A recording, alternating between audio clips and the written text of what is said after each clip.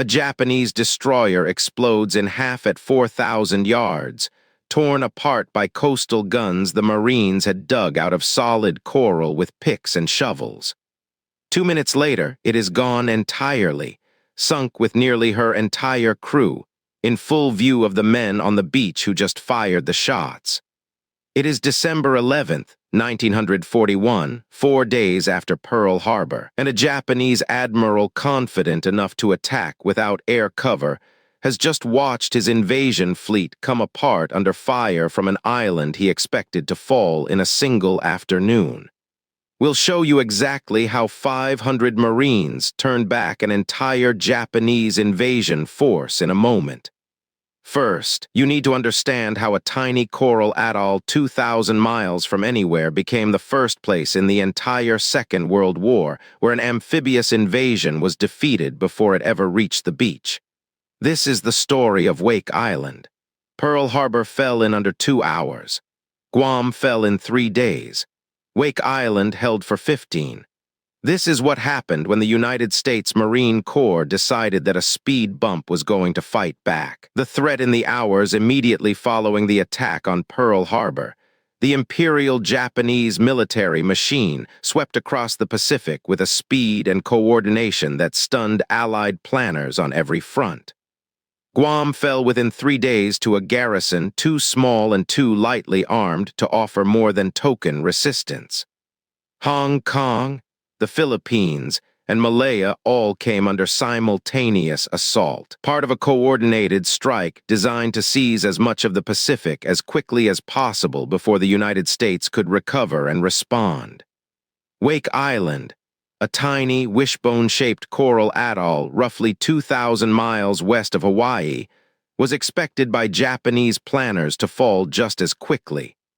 It was, after all, barely a military target in any conventional sense, an unfinished naval and air outpost, still under construction, defended by a garrison so small that American strategists themselves had calculated it needed nearly 2,000 more troops than it actually had to be properly defended. The atoll's entire military strength on the morning of December 8, 1941, consisted of 449 United States Marines, a handful of Navy personnel, a 5-man Army radio detachment, and 12 F-4F Wildcat fighters belonging to Marine Fighting Squadron 211, an air base that was, in the words of the men stationed there, usable but nowhere close to complete. There were no aircraft revetments to protect the Wildcats from bombing. The island's radar set, critically, was still sitting in a warehouse back at Pearl Harbor, meaning Wake's defenders had no early warning system of any kind against incoming Japanese aircraft. Major James Devereux commanded the ground defense. Commander Winfield Cunningham held overall command of the atoll. Neither man had any illusions about the scale of the fight they were about to face. What neither man fully anticipated was exactly how much damage his undermanned, under-equipped garrison was about to inflict before the fight was finally over. Wake's strategic value, ironically, was precisely what made it such an obvious Japanese target in the first place. American naval planners had spent years developing the atoll specifically because of its position roughly 600 miles north of Japanese-held territory in the Marshall Islands, envisioning it as a forward outpost that could support American air and naval operations deep into contested Pacific waters. That same proximity, which made Wake valuable to American strategists, also placed it well within easy striking range of Japanese land-based bombers from the very first hours of the war, a vulnerability the garrison's construction crews had not yet finished addressing when the fighting began. More than 1,100 civilian contractors, employed by the Civilian Pacific Naval Air Bases program to complete the unfinished facilities, found themselves suddenly transformed from construction workers into combat support personnel, many of them volunteering for duties that went far beyond anything their original contracts had ever anticipated. The secret development: there was no secret weapon waiting on Wake Island in December of 1941. What there was, instead, was 6 aging coastal defense guns, dug into coral gun pits carved almost entirely by hand, and a garrison that refused to behave the way a doomed outpost was supposed to behave. At noon on December 8th, just hours after Pearl Harbor, 36 Japanese bombers struck the atoll from bases in the Marshall Islands, catching most of the Wildcats still on the ground and destroying 8 of the 12 in a single raid. The Marines adjusted almost immediately. Anti-aircraft crews began relocating their guns after every raid, building convincing wooden decoys at the abandoned positions, so that subsequent Japanese bombing runs wasted their payloads pounding empty gun pits, while the real batteries fired from freshly dug positions nearby. Civilian construction contractors, over 1,000 of them still on the island completing the base's unfinished facilities, volunteered by the hundreds to join gun crews, belt ammunition, repair damaged aircraft, and haul food and supplies to exposed forward positions under continued bombing. On the morning of December 11th, Rear Admiral Sadamichi Kajioka arrived off Wake's southern shore with an invasion fleet built around 3 light cruisers, 6 destroyers, 2 converted patrol boats, and roughly 450 Special Naval Landing Force troops, confident that days of bombing had already neutralized whatever defenses remained. Devereaux ordered his gunners to hold their fire completely as the Japanese ships closed to point-blank range, refusing to reveal his battery's positions or open fire prematurely, waiting instead for exactly the moment his 6-inch guns could inflict maximum damage against targets that had no idea they were about to be hit at all. The discipline that decision required cannot be overstated.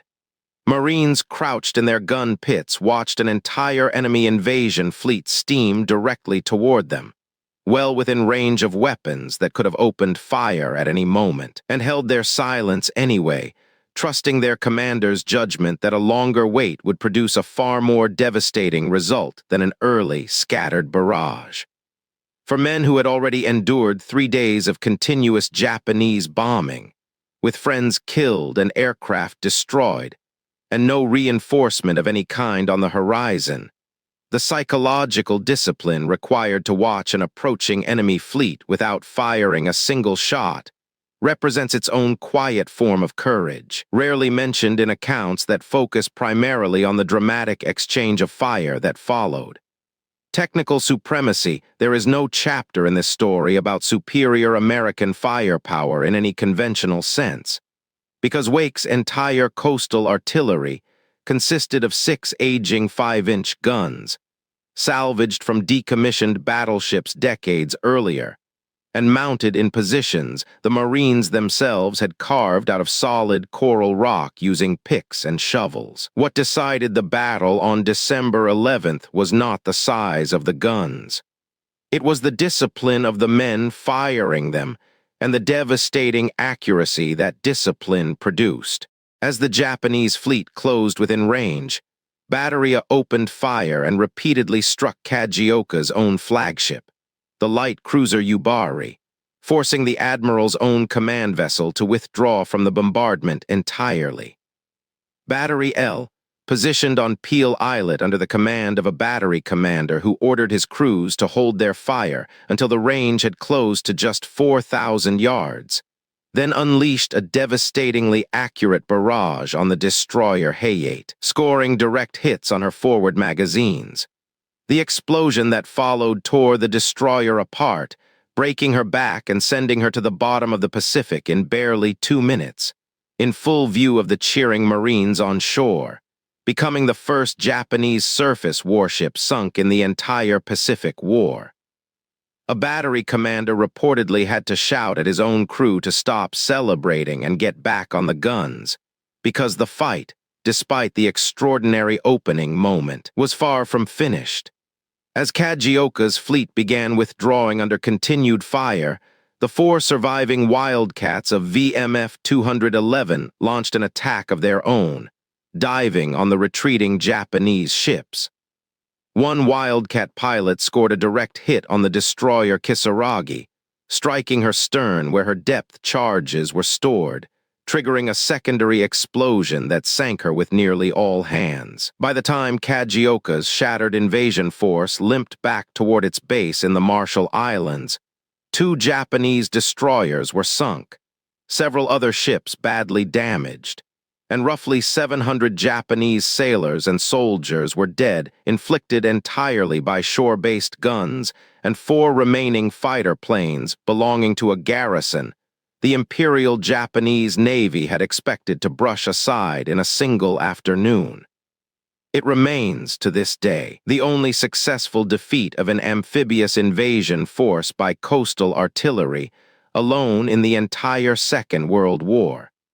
The scale of that outcome deserves closer examination, because it inverts almost every assumption an outside observer might make about the relative strength of the two forces involved. Kajioka's invasion fleet possessed vastly superior firepower on paper, with cruisers and destroyers carrying guns that outranged and outclassed Wake's aging coastal battery in nearly every technical specification. What the Japanese fleet did not possess was the element of surprise, nor any accurate understanding of exactly where the American guns were positioned, or how disciplined their crews would prove to be under fire.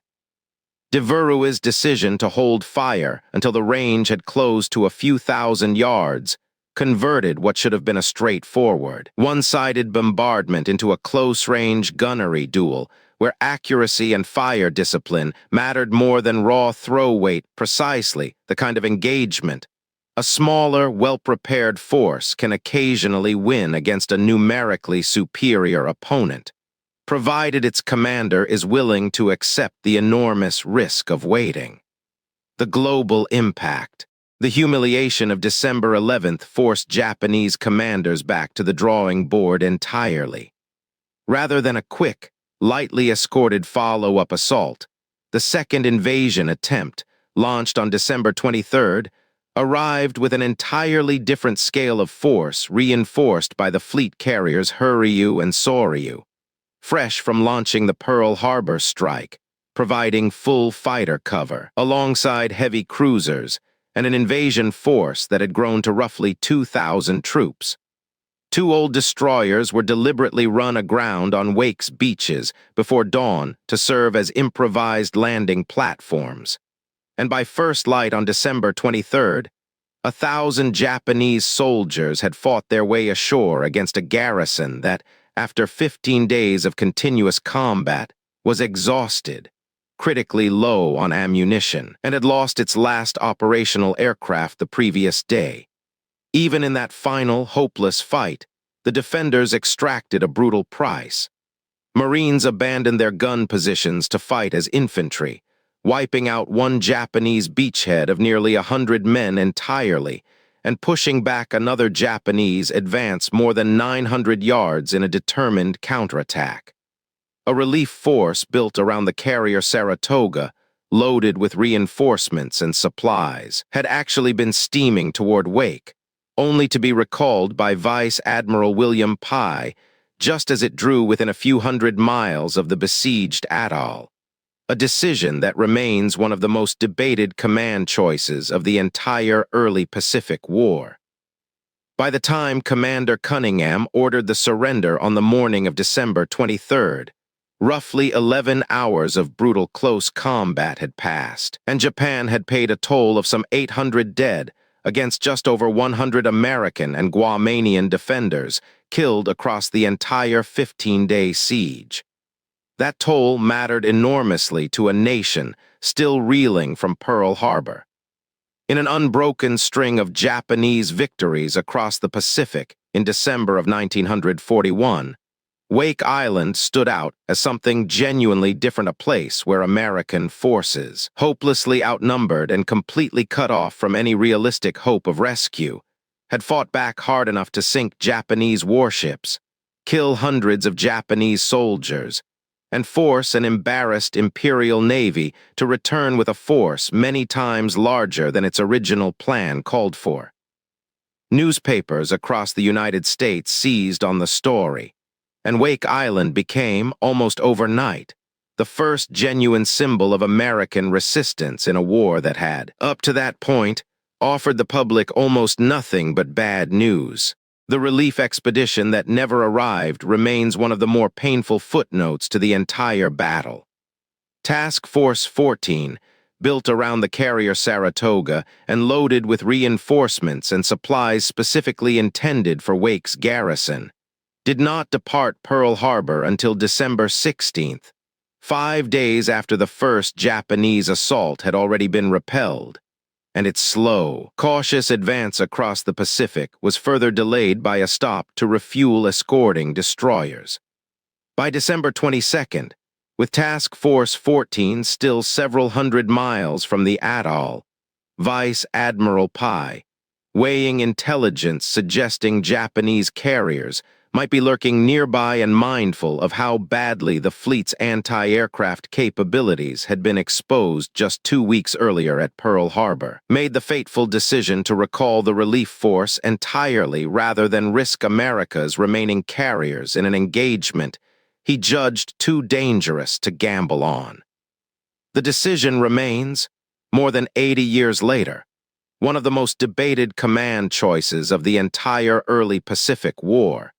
And for the exhausted Marines on Wake Island who had no way of knowing help had come within a few hundred miles before turning back, it meant facing the overwhelming second Japanese assault entirely alone. Conclusion: the surviving defenders of Wake Island, roughly 1,600 Marines, sailors, soldiers, and civilian contractors, spent the rest of the war as prisoners of the Japanese, many of them subjected to years of brutal treatment, forced labor, and starvation that killed a significant number of them before the war finally ended. 98 civilian workers were kept behind on the island itself as forced labor, and were executed by the Japanese garrison commander in October of 1943, one of the darker postscripts to a battle that had begun as a genuine, if temporary, American military triumph. The captivity that followed for the surviving defenders stretched on for the remainder of the war, and the conditions many of them endured stand in stark, painful contrast to the brief, brilliant moment of resistance that made them famous back home. Prisoners were shipped to camps across China and Japan, where forced labor, malnutrition, and brutal discipline claimed additional lives among men who had already survived 15 days of continuous combat against overwhelming odds. 3 privates from the original Wake Island detachment, photographed together before shipping out from Hawaii in 1941, survived the entire ordeal, the battle itself, and the 3.5 years of captivity that followed a survival rate that underscores just how costly the years after the surrender proved to be for men whose initial defense of the atoll had already asked so much of them. Major James Devereux and the men who fought under him earned Wake Island a nickname that stuck for the rest of the war and long after it, the Alamo of the Pacific, a comparison that carries the same essential meaning in both directions. A small, doomed garrison, fighting without any realistic hope of relief, inflicted a cost on its attacker wildly disproportionate to its own size, and in doing so became something larger than the battle itself, a story that mattered as much for what it proved as for what it ultimately failed to save. Wake Island fell. It was always going to fall, against a force that eventually grew to include 2 fleet carriers and thousands of additional troops thrown at an island defended by roughly 500 men. But for 15 days in December of 1941, in the darkest month of the entire Pacific War, a garrison of Marines, sailors, and construction workers armed with coastal guns dug out of coral by hand proved that American forces could make an empire that seemed unstoppable pay, and pay dearly, for every single foot of ground it wanted to take. Wake Island's story found an unlikely second life almost immediately in American popular culture. Hollywood released Wake Island in 1942, one of the very first American combat films made about the war while the fighting was still actively underway, drawing directly on the atoll's 15-day defense to give a shocked home front its first cinematic portrait of American resistance in the Pacific. That the film arrived so quickly, while most of the garrison's survivors were still languishing in Japanese prison camps with years of captivity still ahead of them, speaks to exactly how urgently the American public needed a story like Wake Island's in the earliest, darkest months of the war. A genuine, verified account of American forces making a numerically superior enemy bleed. Told at a moment when victories of any kind were in desperately short supply.